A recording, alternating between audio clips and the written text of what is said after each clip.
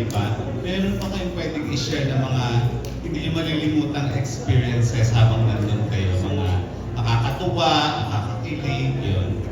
Barbie, ko muna. Hello po, kamusta na po kayo?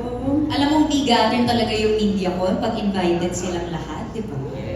Alam niyong talagang, grand media con nga naman. Indeed. Movie kasi. Ayan, tama naman.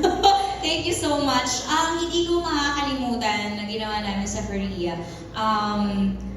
Actually, I like to add, kasama namin si Divine. Yes!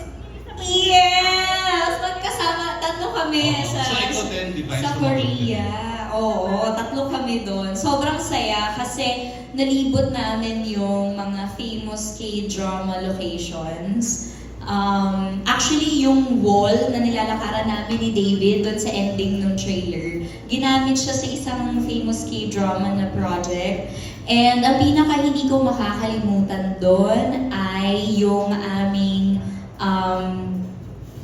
yung eksena namin sa direct yung tawag doon sa yung tunnel, yung lamig na lamig ako, yung lamig na lamig ako. Kasi yung isa sa mga Korean producers namin doon sa Korea, binilhan kami ng tteokbokki, binilhan kami ng rice cake, yung spicy Korean rice cake. Sobrang sarap. Tapos isa lang kasi yung binili niya, kaya lahat kami nagkukumpulang kami, nakabilog kami. Yun yung midnight snack namin. Sobrang saya kasi parang na-realize ko na ganun, ito pa lang yung unang proyektong pinagsamahan naming lahat. Pero ganun ka-tight yung bond namin kahit out of the country shoot. Parang nagkaroon na agad ng family bonding within this production, within the film. So ang saya ng buong Korea experience namin. Pinaka-memorable, I think yung...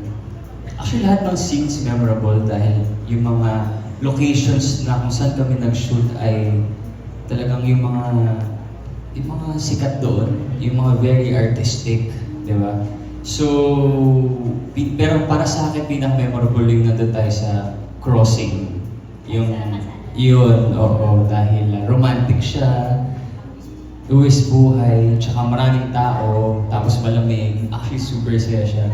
And na-enjoy ko rin yung napunta kami ng Itaewon, yes, Itaewon kami. Dahil super fan ako ng Itaewon Class na TV show.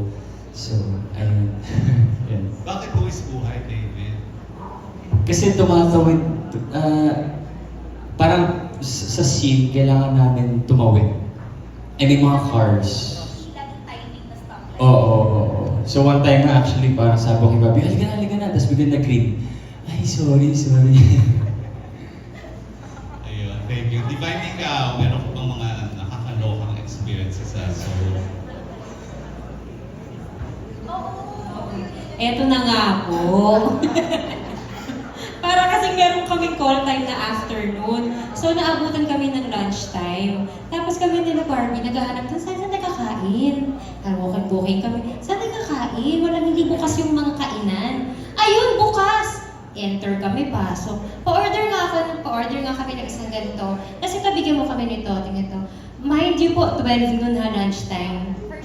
First meal. Binili namin. Ang ganito parang ang ganda pakinggan. Kumpoki sa food. Ganon. Bigyan mo kami. Intestine ng baboy. Beef intestine pala. So sizzling. Pulutan pala. Oo, pulutan pala. Namulutan kami. Ng hapunan. So yun yung pinaka-memorable. Masarap yun. Tapos nagulat kaming lahat kasi kumukulo yung mantika. Talagang gumagano, talagang nagsha-shine siya eh. Kasi nagulat kami kasi magla-lunch po kami sana. May biko po ba dito? Walang biko. Binigyan kami ng intestine. Yung pinaka-memorable. Tapos, dilibre kami ni Barbie. Thank you, Barbie. Sobrang memorable yun. Yun dahil dun. Kaya memorable kasi daw nagbayad eh. Thank you. Totoo Yun yun. lang. Naging memorable dahil nalibre. Oo, kasi nalibre. Akala ko dahil sa intestine eh. Hindi. Meron naman nun dito eh. Dahil nilibre ka ni Oo, Barbie. meron naman dito eh. Okay. Pero Ben, meron ka pa? Thank you, Kuya Romel. Ayan, naghahanap pa rin ako ng mag-black screen. Actually, feeling ko mapapa-black screen si Robel. Oh, Manuno.